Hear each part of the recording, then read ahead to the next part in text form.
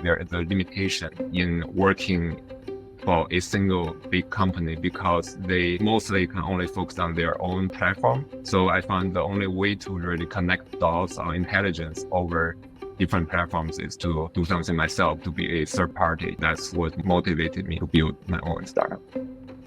Zhouhan. Okay, there we go. Zhouhan. You don't mess with the Zhouhan. Yeah.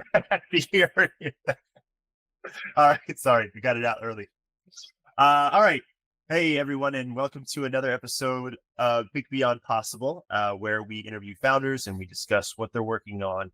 We talk a little bit about culture fit, and we give tips, tricks, and advice for anyone who is up and coming in technology or wants to break into the field of tech and wants to learn from people who are doing it. So today I am joined by Zhouhan Chen in our first Google Meet recording. Usually we do these live, and you are speaking to me from Singapore? Yes, Singapore. Very cool. And so I usually just like to get started by asking you to give, a brief introduction of yourself, the way you would like the world to hear it.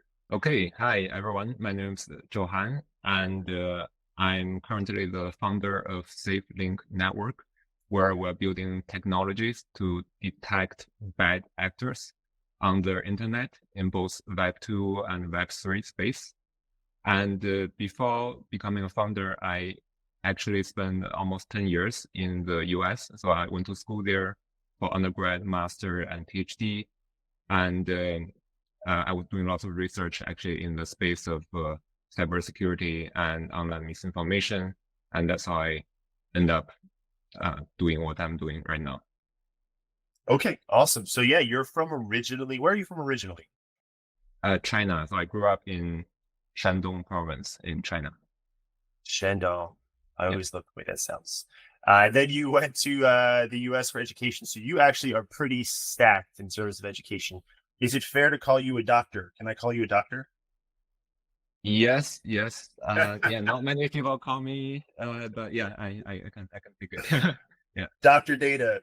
So you did at Rice University, computer science, and then you went on to do your master's in computer science, and then you did your PhD at NYU for also, data science, I believe, not computer science. And then what's I think really cool and interesting, which I want to dig into, you had an awesome, it looks awesome, maybe you had a different experience, string of early internships or opportunities that helped you sort of own your craft. So you did internships with, just to name a few, there's more, but obviously most notably Twitter, Google, AWS, many more. I'd like to dig into this a little bit and learn about how you sort of got these opportunities, and then maybe some advice you can give to people who would like such opportunities. So if you don't mind us talking about your internship experience. Yeah, sure. As you mentioned, during my PhD, each summer, I was lucky enough to be able to intern or work at first Twitter and then Google and then Amazon Web Services.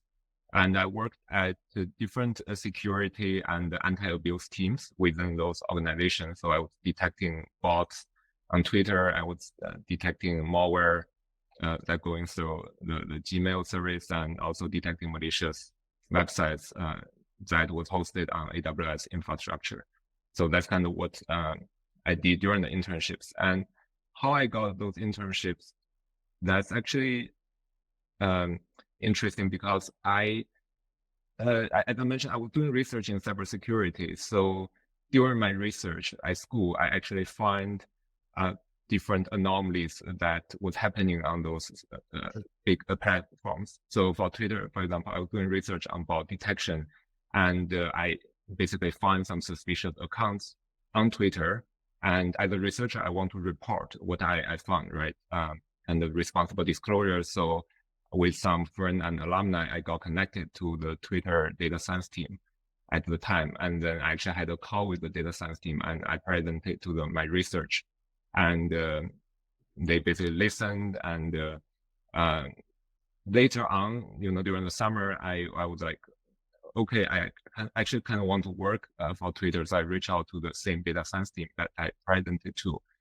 And they did interview, and eventually hired me. But I think what made the process much easier is because, when I was doing my research, I was kind of already proving that I was doing the work that your team is doing. Yeah. So when they interview me, they already know that I have the same skill set that they are looking for. And actually, similarly for the Amazon internships, I was also doing security research to detect malicious websites. And I found those websites that's hosted on AWS, like the S3 bucket, yeah. So on the Amazon infrastructure. So I reached out to the security team at AWS, and I gave them like my report, my finding. And actually later on, they reached out to me. They're like, actually, do you want to like come work with us? I build some software algorithm for us, because they know I'm already doing this during my research. Yeah. So then I interview with them and ended up doing an internship with them during the summer. So I think for me, it's, there is some synergy between what I'm doing and what they are doing. So I think, for people who are looking for a job or internships, definitely find something that you are interested in. And and even better if you can do, a little bit of work for them before you actually get the job. Yeah, I think you have a very high chance of, Good advice, because it's funny. Me, growing up, I always heard you should do a little bit of work before that you can add value. But I think we're in an age where people are very hesitant to do work. They believe it's free work before they either, go for a role or, God forbid, somebody in a hiring process asks for a short project. And I know completely you can go either way. Sometimes people can feel taken advantage of. But I do think for a lot of people, like you just mentioned, if you go a little bit above and beyond, it will pay off.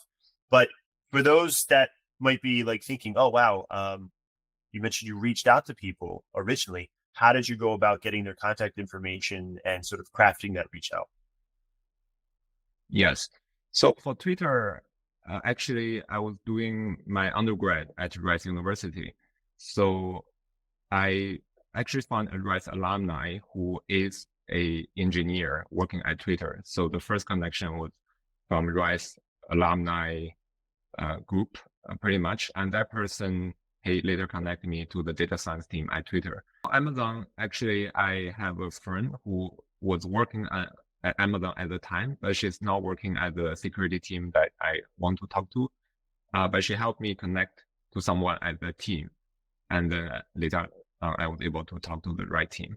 So the initial connection is from school alumni, personal friends, and and then they will help you find the right team in those companies.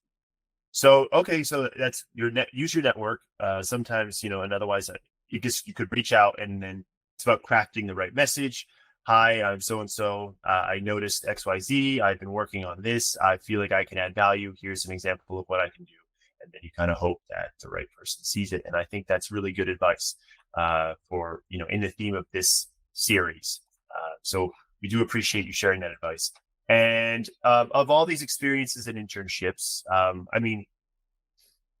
for you can go as far in your history, past or future or present as you want. What do you reckon has been some of the most valuable experiences that have led you to where you are today?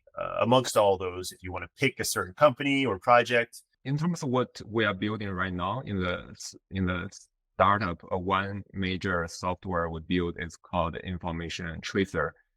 And it's a software to collect and aggregate social media intelligence across different platforms, Twitter or X, Facebook, Instagram, Reddit, YouTube. And one big motivation for doing this, and also kind of related to what I learned during the internship, was when I was working at Twitter, I was working for their security team and building software to detect suspicious accounts.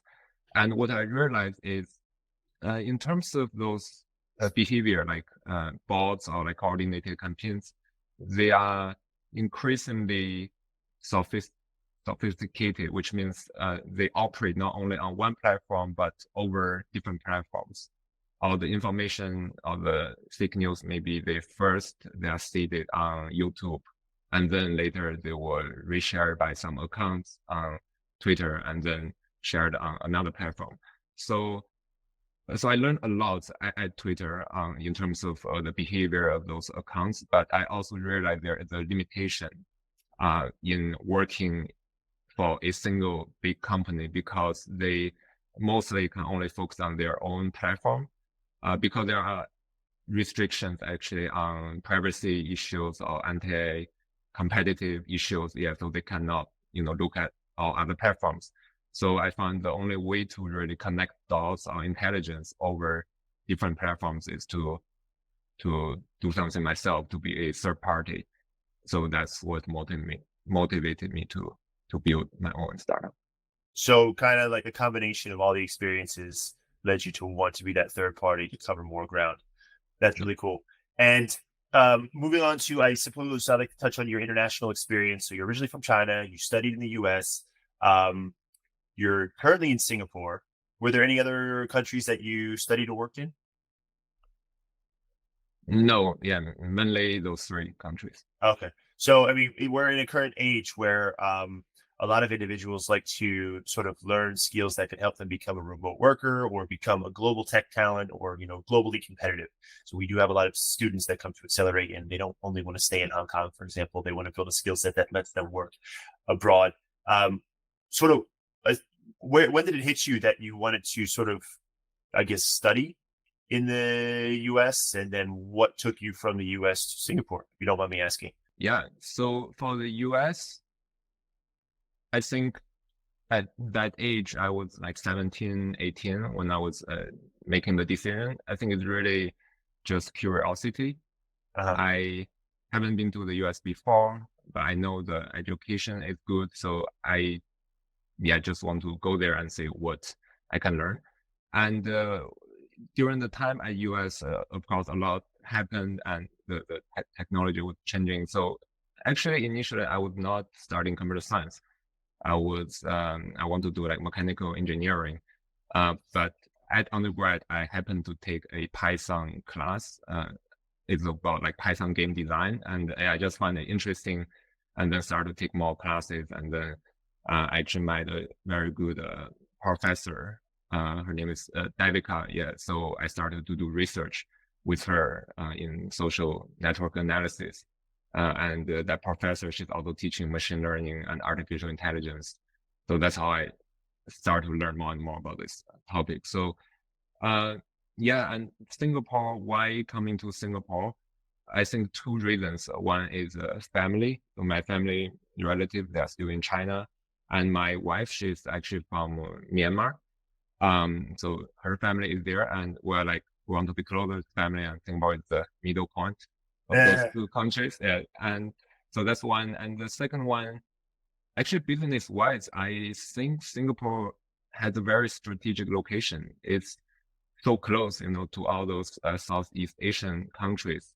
And I realize there are huge opportunities in those countries. And actually in terms of the problem space, like scam, fraud, misinformation, is also quite prevalent in many of the Southeast Asian countries. So I think just, being in Singapore, I was able to access to many information that I could not access when I was in the US. Okay. At one point, a bit in a little while, I'd like to touch on work culture attitudes. What are the differences for you in terms of work culture in tech companies? In the, I guess, US versus like Singapore, for example, or Asia, for some individuals that are maybe learning in either US and curious about working in another part of the world, or vice versa. What did you notice about the differences in learning culture, work culture? Some people say it's a lot more difficult or strenuous in like the West Coast of the US. Did you find it to be so? So actually in Singapore, I haven't worked for a large company in Singapore. So maybe for this question, I can comment more on working for big companies versus working for a small startup. Yeah. Sure. So I think working for big companies like Twitter, Amazon, Google, of course they have great support, perks, but I think what's lacking is you are always told to do something by the higher leadership. But when I work for my own, like build a startup, I actually have to come up with initiatives, directions we're going. And at the same time, I have to build software. So it's a lot more work, but it's also more exciting because I get to decide the direction.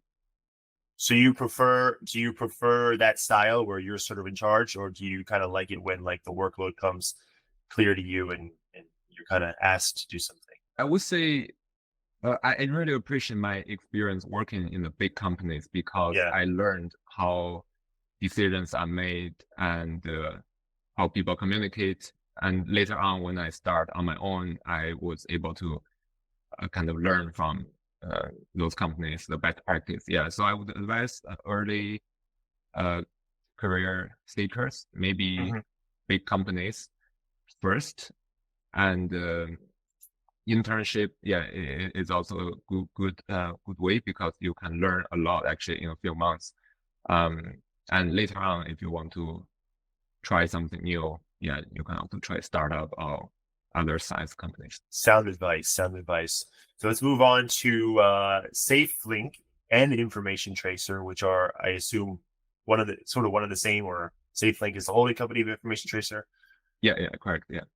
Okay, so yeah, this sort of, I suppose, I guess you started doing this in university, and I think one thing that's really cool is you started with Python, and Python led you down this awesome path, which is sort of what we try to explain to individuals who are looking to learn and start with something small, and then see if that is something you enjoy, and then branch out from there. I think a lot of people can get overwhelmed when they see the entire like data science journey. Um, However, this in this day and age, though, it's like hyper relevant because around the world, we're hearing a lot about fake news. We're hearing a lot about, election tampering. So I suppose this was sort of, it just sort of happened to be that when you were learning Python, this was sort of the era we found ourselves in, or is it just kind of luck? I mean, not luck, but you know what I mean. Coincidence. I think the story of Information Tracer is very interesting because it started during my PhD when I was doing research on how misinformation spreads. And it was a time of COVID, if you still remember. So lots of vaccine misinformation. And in the US, there was election coming on, election misinformation. So during my research, I wanted to be able to collect data about those posts and be able to visualize them. So very simple task, but I could not find a good tool on the internet to help me do it. So I basically started to code myself using Python, and it just started with a GitHub repository, some Python scripts. So that's version 0 of Information Tracer. And later on, I started to add other functions, add more platforms, more visualization. And other people in my lab, they saw Information Tracer and they were asking, oh, can I use it to collect some data for my other project? And so that's kind of how the use case grows.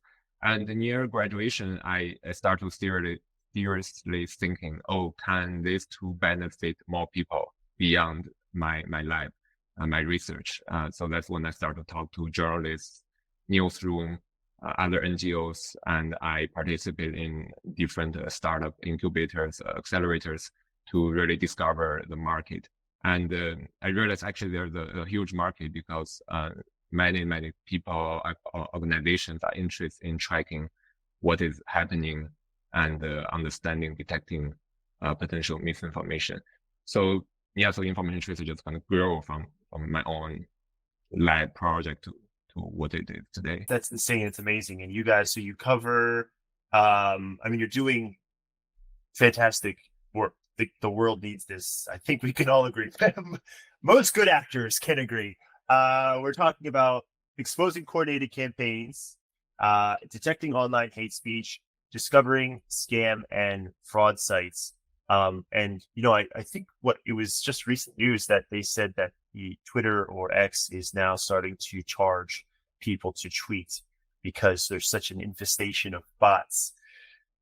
And are you able to talk about, without without naming any companies, are you able to briefly talk about some of the things that you've uncovered or any data that you could share, being maybe kind of vague, but interesting facts and statistics that you have uncovered? Sure.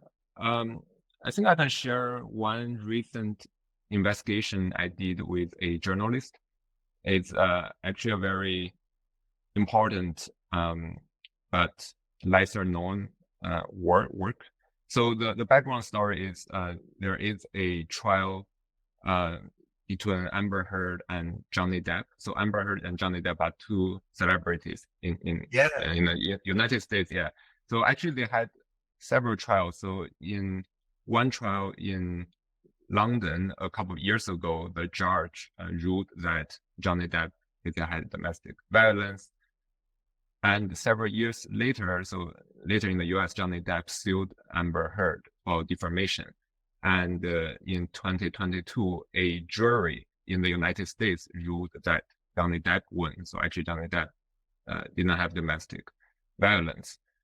So, okay, so that's the background story. And what happened during the US jury was there was a very heavy online discussion about those two people. And actually, the sentiment or the narrative is strongly pro Johnny Depp. And those juries, the way the jury works in the US is actually those juries, they are not sequestered, which means they can go home after the hearing and they may read what's going on the social network. Yeah, so the question me and the journalist want to investigate is like, are those juries, can they be influenced by what they say on the internet? And also we have to prove that there is some coordinated effort influence campaign to basically promote Johnny Depp. And so basically what I did is we collected lots of data that contain hashtags related to those two people. And I put them into Information Tracer. I visualize how, when those accounts share those hashtags, and you can see, very clear like peaks of when they post those kind of synchronization behavior. And you look at the profile of those accounts, they are very strange. Yeah, basically they all say we're Johnny Depp supporters, but none of them, have a real name. So it's all like anonymous, like pseudo characters. And we also find when we dig really deep into some accounts, we find that those accounts many years ago, they were tweeting, for example, in Arabic. So like the profile was totally different. And later on, basically they were repurposed to be deployed for this new campaign. So there are all those kind of interesting and on your behavior. And eventually we conclude that there is a large amount of inauthentic behavior in promoting Johnny Depp, basically. I mean, it's nothing like all the tweets were inauthentic. There were definitely fans and legitimate people, but there is a very high percentage of inauthentic behavior.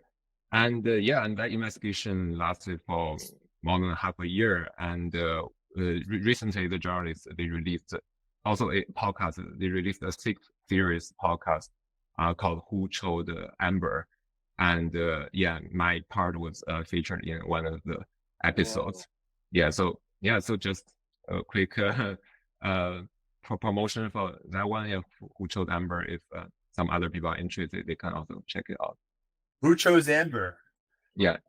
That's awesome, man. I mean, like, not for her. And I know that was a very highly publicized trial. And I think it was only towards the end that we started to hear about this. And it seems like Johnny Depp and his legal team and I guess his PR team took advantage of those tactics for this. So, I mean, I didn't choose a side. I don't know. We'll leave it at that. That's not what we're here to talk about. But that's really cool work. And then, so for you, I mean, on your site, you have a list of some of your customers. I'm not sure if it's comprehensive, but you're working with the likes of HKU here in Hong Kong, a company I might struggle to Tecnológico de Monterrey. Yeah. What is this? Is it university? Yeah, actually, they are called the MIT of Mexico. So I guess globally they're not that high ranked, but in Mexico they are pretty reputable. So so I'm working with lots of universities, I can share a little bit more. So with Hong Kong University, I went there last year. Actually, I did a presentation. I did some workshops at HKU.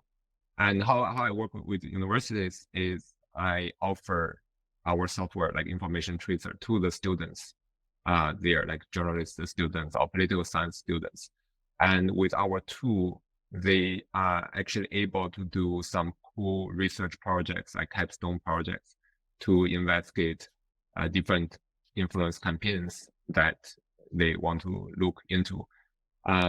So yeah, so they have done very cool research, and actually on our website we have a blog page to feature some projects from those students.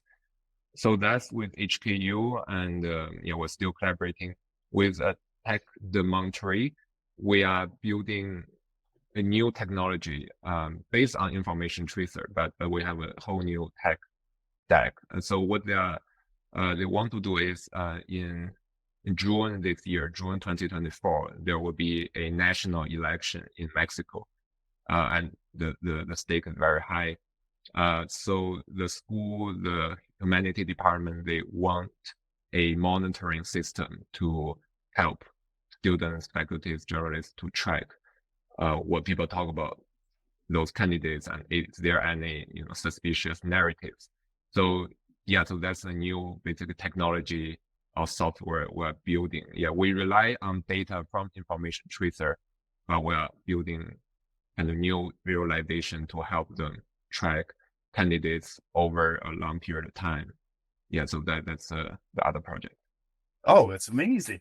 And I mean, in the future, I mean, moving down the line as you sort of do more and more great work, what sort of other organization? I mean, you're working with the UN, in migration. It's a nice array of different sorts of companies. What other sorts of organizations do you see yourself working with in the future? Perhaps X themselves. Yeah. Sure. Yes. Yeah. I think yeah, what's unique about the tool we built is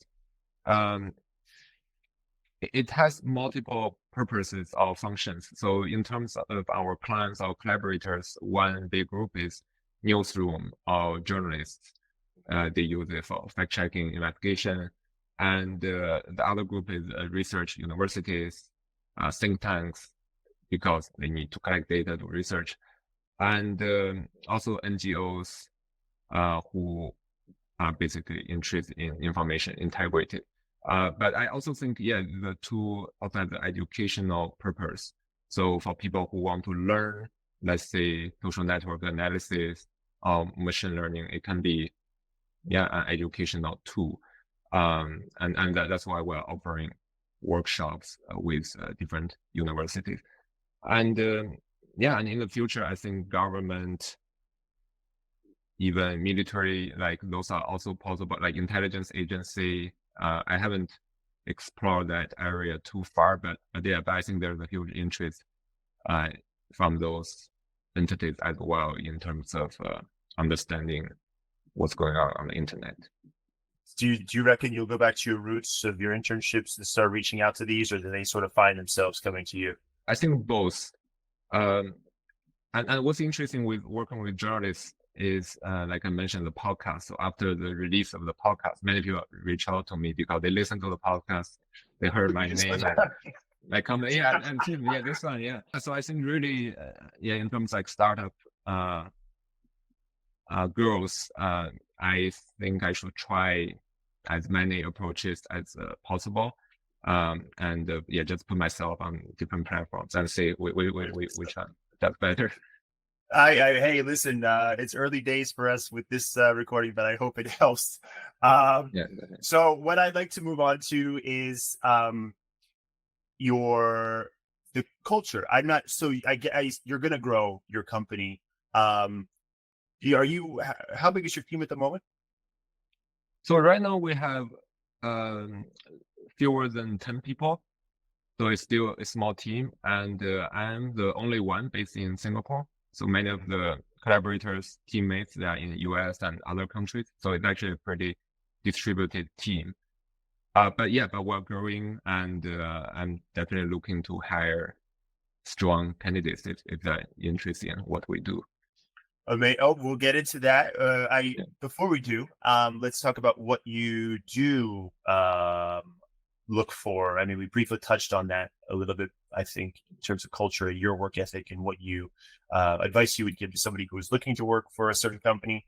But for a lot of individuals, as we usually mention either on this episode or previous ones, people get analysis paralysis. They get imposter syndrome. We've been doing this with Xccelerate for over 7 years, and no matter how much work or how much growth you see in a student, of course, depending on how much they apply themselves, they still get a little bit nervous. Like, I'm not sure if I can do it. I'm not sure if I'll be qualified to work for a company. But then this is probably the fifth time that one listening to each episode would hear me say this. When I talk to individuals that are in a position to hire, they always say, you know what, it's really about the attitude. It's about the culture fit. It's about the work ethic. It's not necessarily about their hard skills out of the box so much as it is their desire to work with me or us and their ability to learn on the job. Is that something that you align with? Yeah, I think for us, culture is definitely important. And so there is this concept I want to share because I just read from another article called Operation Spiral. So kind of how two people, even two countries can cooperate and build trust.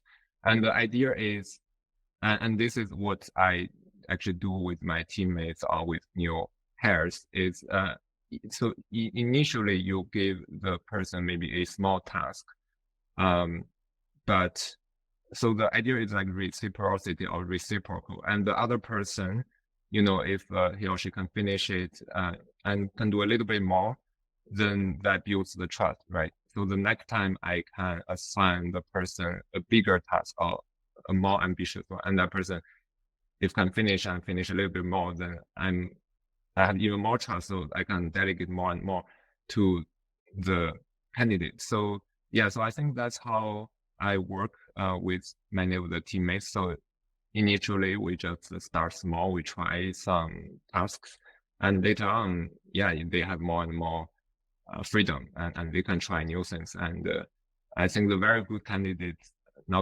teammates in our company, they are actually able to tell me what to do, or they will come and say, oh, I find this startup competition, or I find this opportunity, we should apply for this. And I'm like, okay, sure, let's do it. Yeah, and sometimes that will lead us to what I initially didn't expect.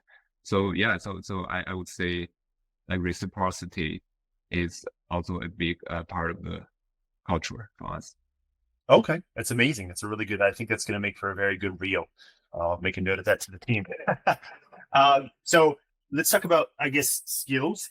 It's funny because I did a recording yesterday afternoon as well with another founder, and he's a very open-minded guy who's very tenacious and likes to learn constantly. His advice was, he likes to learn a little bit about something before he goes off and hires someone to do it, or hires an agency, because he believes that you can only manage somebody if you know what you're asking for.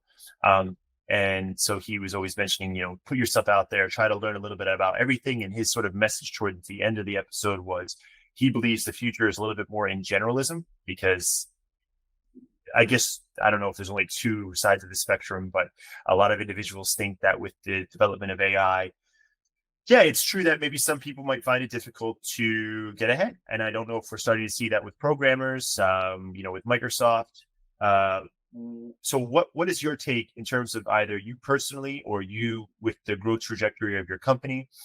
What do you reckon are some of the most important skills that one could be learning in and around data science, machine learning, AI, or tech in general would be?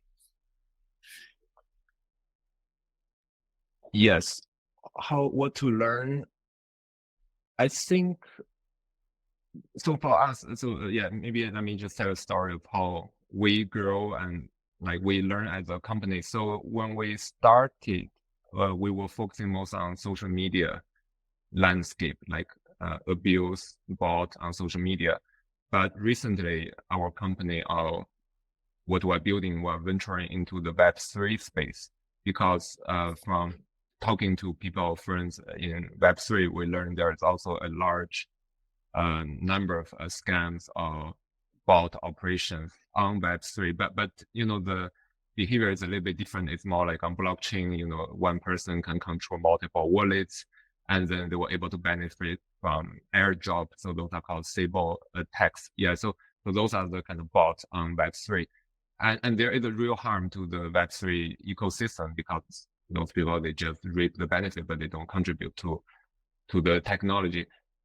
So what we are doing is I am building technologies for some Web3 companies, blockchain developers, to help them detect those stable attackers, those basically suspicious wallets.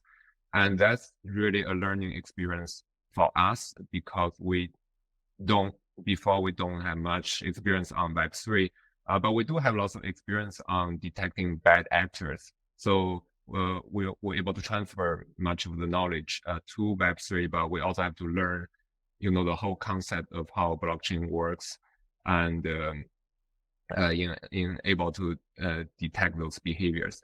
So my advice is, even for our company, we're still learning, and we want to learn new concepts because the space is always changing, and if you don't learn, you will. The product you build will become desolate. Obsolete. You'll see you're the opposite. Yeah. Okay. So look, if you were hiring, like, let's just say you are or aren't, or in the next couple months, could be companies growing fast, you're getting out there, especially after we publish this. You're going to have us. And maybe I think you have some experience working with us to a degree before the projects. Mm-hmm. We like to work with you on more projects. You mentioned you started with Python. So maybe if you were to paint a small roadmap of skills that you would suggest somebody to learn or touch on in a 6-month or 1-year period, what do you think those would be? Could be it's a high level, very high level. Yeah. I think if they're interested in data science or machine learning in general, definitely start with Python. And SQL is also an essential skill. And with that, you can already do a lot. I would say there are lots of open source frameworks and machine learning frameworks and visualization libraries. So what I advise for some people who are looking for jobs but they don't have a portfolio is they can get some public data sets from the internet, which there are a lot. And then with all the open source tools, and you can also get free cloud computing credits. It's not difficult to find. You can actually build a pretty decent application to visualize some data sets and apply some machine learning algorithms. So I would encourage them just try build like an end-to-end small web application, and it's also good for their resume, and it's also good learning experience. Fantastic, and I hope that our students can work with you on some projects soon too. So I'll take that as your advice for somebody who might listen to this and be interested in working with you. If they were to heed your advice, learn those things, do some projects, and as you would do in your internship days, reach out and say, hey, I've done this, or I've seen that you're working on this, I'd like to contribute. You might entertain them with a response or an opportunity. Maybe. Sure. And just another anecdote I can share. So earlier I was hiring an intern from my school, New York University. So I posted a job description, and even though it's just an intern position, I got like 20 emails from different master students, and all of them send their resume and like an email description. But I think what really stands out is if someone, like, other than sending their resume, they send another package, maybe their recent GitHub project or like a small report they write, like just a little bit thing other than the resume that shows you are interested in this work. I think it will really stands out, at least just from me, like reading through emails. Like after 20 emails, I can't really remember. Yeah, but I remember the person who sent a few more documents. Amazing advice. Fantastic. So on the last note here, as we wind down, I always like to ask, what would you like anyone to know about what you're working on, or closing remarks in terms of what you'd like people to see? I noticed when I went to your site, the top call to action is join now. I'm not sure. It says Information Tracer, join now. Thank you for your interest. What do we mean by join now? Is that join the cause, work with you, become a partner? Yeah. I think it's everything. Yeah. So join now. If you are interested in the tool, like you want to use it for your research investigation, definitely fill in the form, and we usually provide a trial first, and if you are more interested, you can subscribe depending on the resource you need. And also collaboration, because we're not only building like one software, we're actually building multiple softwares and also can doing projects. So a lot of work is project based, but by the end of the project, the deliverable, many times is a new piece of software, and we can later kind of commercialize that software if there is a bigger market other than that single client. Yeah. So that's kind of how we end up grow our technology offerings. So we're very interested in the space of detecting online abuse and anomalies, and just in general improving internet safety. So if that's something you are passionate about, just talk to us, and we can chat. So this has been an amazing experience. Thank you so much for your time. Thank you so much, and also thanks for the work you are doing.